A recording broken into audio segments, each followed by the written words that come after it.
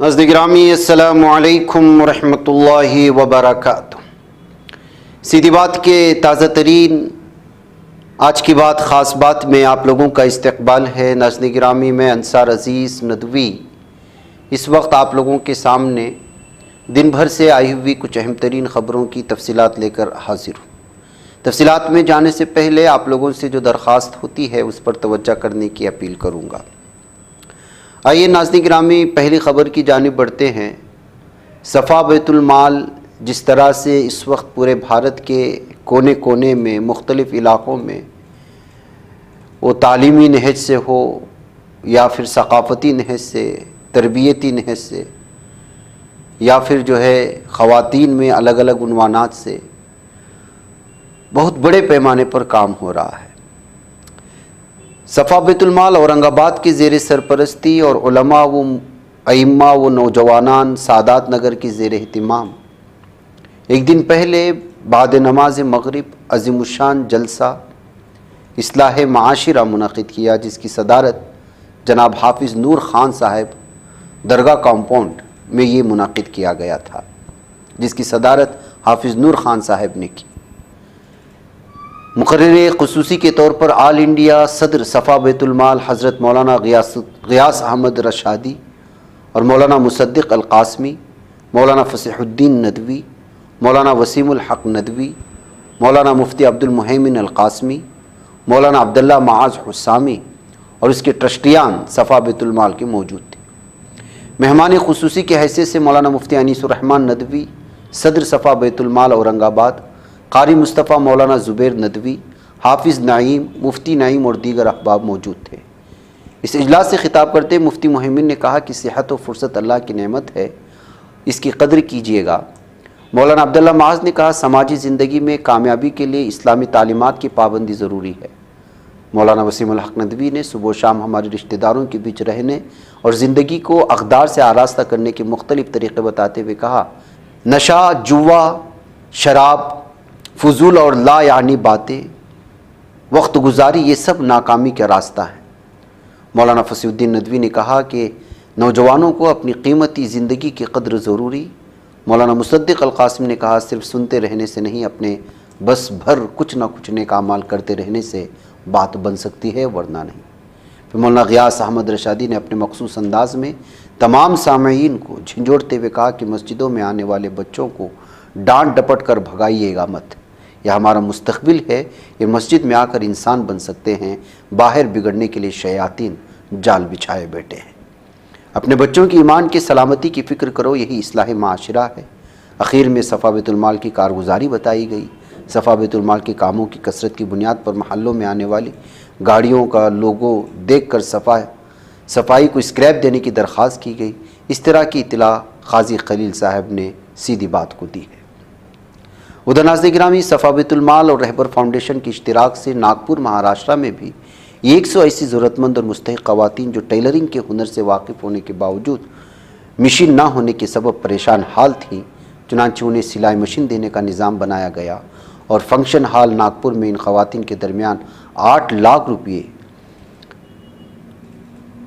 29 جنوری 2025 کو 100 سلائی مشینوں کی تقسیم کی گئی اس مالیت کے۔ اور اس کے علاوہ بڑی عمر کی خواتین اور کالجز کے طالبات میں دینی شعور پیدا کرنے، انہیں اسلامی تعلیمات سے وابستہ رکھنے کے لیے ہندوستان کی 8 ریاستوں میں 400 سے زائد مراکز نسواں جو جاری ہیں، جن میں روزانہ 2 گھنٹے کی تربیت پر دینی تعلیم و تربیت دی جا رہی ہے۔ اس کے علاوہ ناظرین گرامی، ممبروں محراب فاؤنڈیشن کی زیر اہتمام اسکولی طلباء و طالبات میں ذہن سازی اور تربیت کے لیے کئی ریاستوں کے سینکڑوں اسکولوں میں بیسٹ کیریکٹر پروگرام کا بھی انعقاد کیا جاتا ہے، جس میں جو ہے ان کی تربیت کی جاتی ہے۔ اساتذہ کو جو ہے باقاعدہ ٹریننگ کے ساتھ تربیت دے کر کے ان کو بہتر ماحول میں کس طرح رہنا چاہیے، اپنے اخلاق و کردار کو کس طرح سنوارنا چاہیے، اس کا بھی اہتمام جو ہے وہ ممبر محراب فاؤنڈیشن سے مختلف اسکولوں میں منعقد کیے جاتے ہیں، جن کے لیے باقاعدہ تنخواہوں کے ذریعے سے جو ہے ائمہ کرام کو اور علماء دین کو جو ہے تربیت دے کر کے ان کو بھیجا جاتا ہے۔ ادھر ناظرین گرامی، ممبر محراب فاؤنڈیشن انڈیا کے زیر اہتمام ریاست آسام میں جہاں ایک مسجد کی تعمیر مسجد ابوبکر صدیق کے نام سے ہوئی، وہیں مولانا غیاث احمد رشادی صاحب ایک مدرسے کی تعمیر مکمل کروائی۔ جب انہوں نے 3 ماہ اس مدرسے کے طلباء کو دیکھا کہ جھوپڑی نما عمارت میں سردی سے لڑتے ہوئے تعلیم حاصل کر رہے تھے، جناب عبدالرحیب صاحب فاؤنڈر ممبر محراب فاؤنڈیشن انڈیا کے تعاون سے تعمیر یہ مکمل ہوئی اور آج یہاں طلباء مضبوط تعمیر میں بیٹھ کر تعلیم حاصل کر رہے ہیں۔ ایسے ناظرین گرامی لگاتار ہر دن بھارت کی مختلف ریاستوں میں صفا بیت المال کی جانب سے ہونے والے ان کی کارروائیوں کو، ثقافتی کاموں کو، دینی و تربیتی الگ الگ طرح کے جلسہ جلوس کو اور مختلف میدانوں میں کیے جانے والے کارناموں کو ہم آپ کے سامنے لاتے رہیں گے۔ ادھر ناظرین گرامی مدرسہ عربیہ معارف القرآن کا جلسہ دستار بندی بھی پوری کامیابی کے ساتھ اختتام کو پہنچا۔ پوری طرح سے اس موقع پر جتنے بھی حفاظ کرام جنہوں نے تکمیل حفظ قرآن کی نعمتوں سے مالا مال ہوئے تھے، حضرت مولانا شبیر احمد صاحب قاسمی صدر مفتی و استاد حدیث جامعہ قاسمیہ شاہی مراد آباد جو نمونۂ اسلاف ہے، ان کے ہاتھوں سے، اور حضرت مولانا افتخار احمد صاحب قاسمی جو محتمم ہیں مدرسہ تعلیم القرآن راگ ہلی کے اور صدر جمعیت علماء کرناٹک ہیں، اور حضرت مولانا مفتی محمد نظام الدین صاحب جو بانی و محتمم ہے مرکز العلوم ہیگڑے نگر کے، ان کے ہاتھوں سے جو ہے دستار بندی کا یہ عمل پیش آیا۔ اس کے علاوہ حضرت مولانا شبیر احمد صاحب قاسمی دامت برکاتہم کے پرمغز بیان سے بھی یہاں کے حاضرین نے جو ہے پوری طرح سے استفادہ کرنے کی کوشش کی۔ حضرت مولانا مفتی افتخار احمد صاحب نے بھی پوری طرح سے تربیتی و اصلاحی بیان دیا اور مدرسوں کی اہمیت پر، حفاظ کرام کی اہمیت پر اور مدارس کی کیا تاریخ ہے، علماء کرام اور حفاظ کرام کی کیا جو ہے تاریخ ہے، ان کی کس طرح سے جو ہے ادب کیا جانا چاہیے، کس طرح ان کو عزت و احترام کے ساتھ دیکھا جانا چاہیے، کس طرح کی قربانیاں ہوتی ہیں مدارس کی جانب سے، یہ جو ہے پوری طرح سے لوگوں کے سامنے لانے کی کوششیں ہوئی۔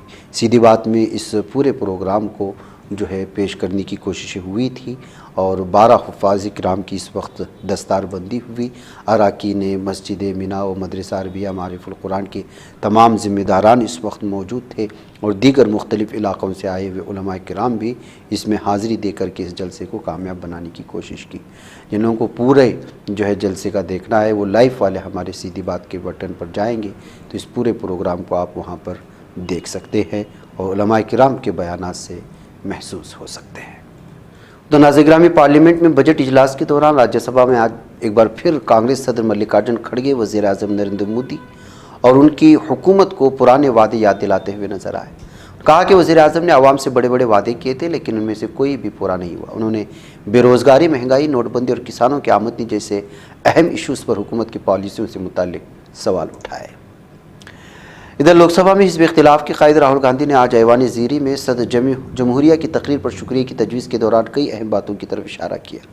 انہوں نے پی ایم مودی کے ذریعے میک ان انڈیا کی سوچ پر تعریف کی لیکن کہا کہ وہ اسے کامیاب نہیں بنا پائے۔ کانگریس رکن پارلیمنٹ نے کہا کہ وزیر اعظم نے میک ان انڈیا پروگرام کی تجویز رکھی تو مجھے لگا کہ یہ اچھی سوچ ہے۔ ہم نے مورتیاں دیکھی، ہم نے تقریب دیکھی، ہم نے نام نہاد سرمایہ کاری دیکھی، اب نتیجہ میرے سامنے ہے۔ مینوفیکچرنگ میں سال 2014 میں جی ڈی پی کے 15.3% سے گر کر آج جی ڈی پی کا 12.6% ہو چکا ہے۔ یہ بہت ہی زیادہ گراوٹ ہے۔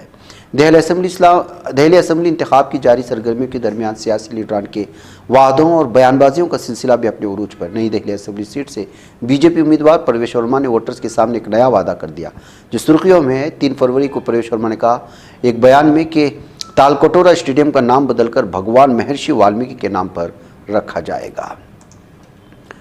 ناظرین گرامی محاکم میں شامل ہونے والے عقیدت مندوں کے تحفظ کو یقینی کرنے کے لیے خصوصی رہنما اصول اور قانون نافذ کرنے کا مطالبہ کرنے والی مفاد عامہ کی عرضی کو سپریم کورٹ نے آج خارج کر دیا۔ عدالت کی ویب سائٹ پر اپلوڈ کی گئی 3 فروری کی کاز لسٹ کے مطابق چیف جسٹس سنجیو کھنہ اور جسٹس سنجے کمار کی بینچ نے وکیل وشال تیواری کے ذریعے داخل مفاد عامہ کی عرضی پر سماعت کی۔ عدالت عظمیٰ نے کہا محاکم میں ہوئی بھگدڑ افسوسناک واقعہ ہے، ساتھ ہی وکیل کو الہ آباد ہائی کورٹ جانے کو بھی کہہ دیا۔ ناظرین گرامی پارلیمنٹ میں آج بجٹ اجلاس کا تیسرا دن ہے۔ لوک سبھا میں پیر کو اجلاس کی کارروائی شروع ہوتی ہے۔ اپوزیشن نے گزشتہ ہفتے پریاگراج میں محاکم میں مونیا مواصع کے دوران بھگدڑ میں 30 لوگوں کی موت کو لے کر نعرے بازی کی۔ اس سلسلے میں پارلیمنٹ میں بحث کرانے کا مطالبہ بھی کیا۔ ہریانہ اور پنجاب کو جوڑنے والے شمبھو اور کھنوری بارڈر پر گزشتہ کئی مہینوں سے کسانوں کی تحریک جاری ہے۔ تحریک اب پنچایت ہریانہ سے آگے بڑھتے ہوئے راجستھان تک پہنچ چکی ہے۔ کسان تنظیموں نے 11 فروری کو راجستھان کے رتن پورہ گاؤں میں مہا پنچایت کا انعقاد کیا ہے، جس میں ہزاروں کسانوں کو جمع کرنے کا منصوبہ بنایا جا رہا ہے۔ فلمی دنیا سے سیاست میں آنے والی سریش گوپی نے ایک انتخابی ریلی سے خطاب کرتے ہوئے کہا کہ قبائلی بہبود میں حقیقی ترقی اسی وقت ممکن ہوگی جب وزارت کی ذمہ داری اونچی ذات کے رہنما لیں گے۔ مرکزی وزیر کے بیان کے بعد اس کو تنقید کا نشانہ بنایا۔ انہوں نے وضاحت کرتے ہوئے کہا کہ انہوں نے بیان نیک نیتی سے دیا ہے۔ انہوں نے کہا کہ میرے تبصرے کو اچھے طریقے سے قبول نہیں کیا گیا، اگر یہ وضاحت غیر تسلی بخش ہے تو میں اپنا تبصرہ واپس لے لیتا ہوں۔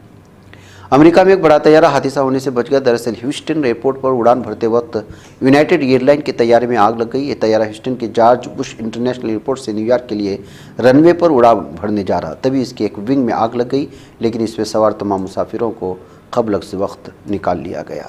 امریکی صدر ڈونلڈ ٹرمپ نے میکسیکو، کینیڈا اور چین سے درآمد ہونے والی اشیاء پر ٹیرف لگانے سے متعلق اہم حکم پر ہفتے کو دستخط کیا۔ اس کے بعد سے پوری دنیا میں ہلچل پیدا ہو گئی ہے اور ان ممالک کی جوابی کارروائی سے تجارتی جنگ شروع ہونے کا خدشہ پیدا ہو چکا ہے۔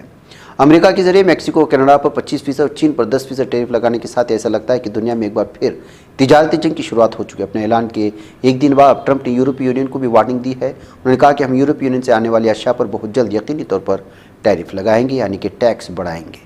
تو ناظرین گرامی، ابتدائی اطلاعات کے مطابق ہیٹی کی دارالحکومت پورٹ اور پرنس کے ایک قصبے پر مسلح گروہوں کے حملوں میں 50 افراد ہلاک ہو چکے ہیں۔ مقامی میڈیا کے مطابق مسلح گروہوں نے پورٹ اور پرنس سے 10 کلومیٹر کے فاصلے پر واقع قصبے کینسوف پر حملہ کیا ہے۔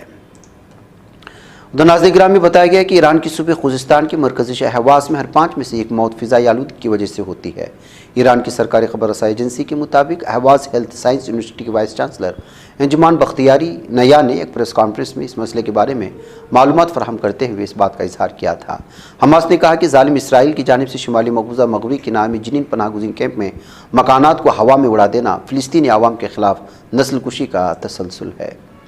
ادھر اسرائیلی وزیر اعظم نیتن یاہو امریکی صدر ڈونلڈ ٹرمپ کی دعوت پر دارالحکومت واشنگٹن کے دورے پر ہے۔ توقع ہے کہ ظالم نیتن یاہو کل امریکی صدر ڈونلڈ ٹرمپ کے نمائندہ خصوصی برائے مشرق وسطیٰ اسٹیورٹ کوف سے ملاقات کرے گا اور منگل کو وائٹ ہاؤس میں ٹرمپ سے ملاقات کرے گا۔